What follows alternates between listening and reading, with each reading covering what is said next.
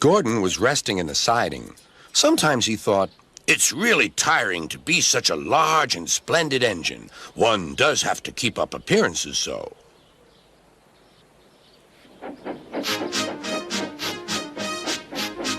Beep, beep, beep, beep. Hello, lazy bones, whistled Henry. What cheek, spluttered Gordon. That Henry is too big for his wheels. Fancy speaking to me like that. Me, who has never had an accident.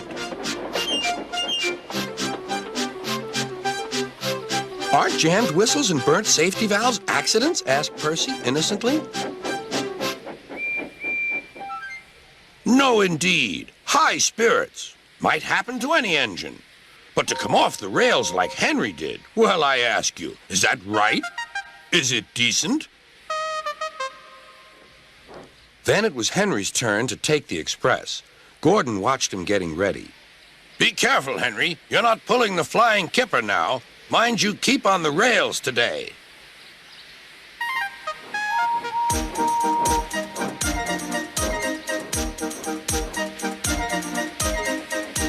Henry went off in a huff, and Gordon yawned and went to sleep. But not for long. Wake up, Gordon, said his driver. A special train's coming and we're to pull it.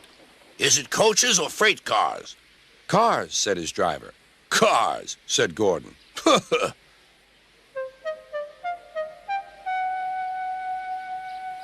Gordon's fire was slow to start, so Edward had to push Gordon to the turntable to get him facing the right way.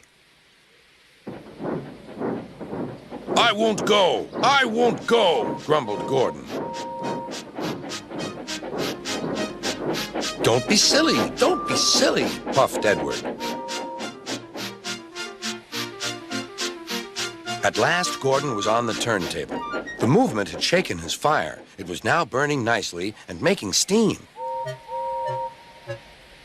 Gordon was cross and didn't care what he did. He waited till the table was halfway round. I'll show them, he hissed. He moved slowly forward to jam the table, but he couldn't stop himself and slithered into a ditch. Whoosh! He hissed. Get me out! Get me out! Not a hope, said his driver and fireman. You're stuck, you silly great engine. Don't you understand that? They telephoned Sir Topham Hatt. So Gordon didn't want to take the special train and ran into a ditch? What's that you say? The special's waiting?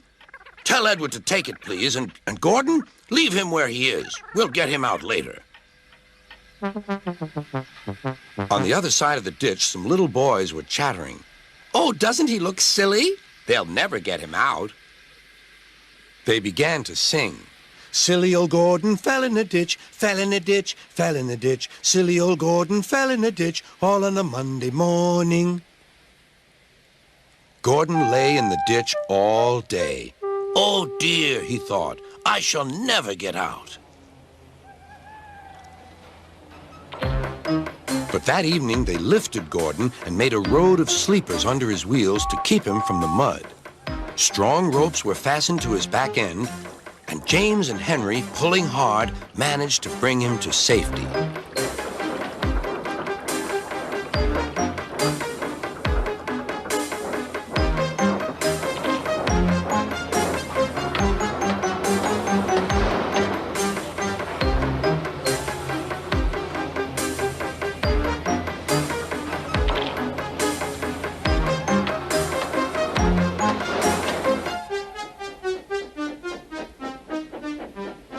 Late that night, Gordon crawled home, a sadder and wiser engine.